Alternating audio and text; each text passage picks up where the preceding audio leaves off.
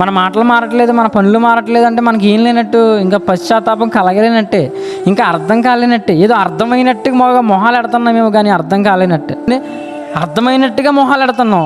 నిజంగా చాలా బాధ కలిగేసిందండి. గుండెంతా బరువు అయిపోయింది అన్నట్టుగా ఫేస్ ఎడుతున్నాం కానీ లోన ఏం కలగలేదంట, పశ్చాత్తాపం కలగలేదు. అందుకే ఓ చోట యేసుక్రీస్తు ప్రభువారు అంటారు, మీరు సున్నము కొట్టిన సమాధుల్లా ఉన్నారు. మీరు పైకి ఎలా ఉన్నారు? పైకి భక్తిపరుల్లా ఉన్నారు, పైకి పశ్చాత్తాపం వచ్చేసిందండి అని పాస్టర్ గారు వాకింగ్ చెప్పినంతసేపు శ్రద్ధగా వింటారు. పాస్టర్ గారు వాకింగ్ చెప్పినంతసేపు కళ్ళల్లో చాలామంది కన్నీరు కూడా వచ్చేస్తుంది.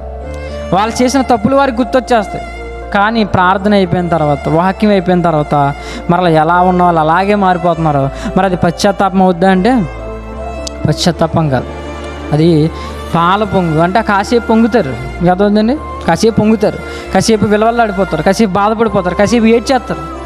చాలామంది అండి చర్చిలో కూర్చొని ఏం చేస్తారు, ఆ కాసేపే ప్రార్థన చేస్తారు, ఆ కాసేపే ఏడ్చేస్తారు, ఆ కాసేపే బాధపడతారు, ఆ కాసేపే దుఃఖపడిపోతారు, ఆ కాసేపే ప్రభువా నన్ను క్షమించని తెగ అడుగుతారు. తర్వాత మళ్ళీ మామూలు అయిపోతారు. ఇక్కడ ఏమి క్షమించమని అడిగామో మళ్ళీ అయ్యే చేసుకుంటూ వెళ్ళిపోతారు బయట.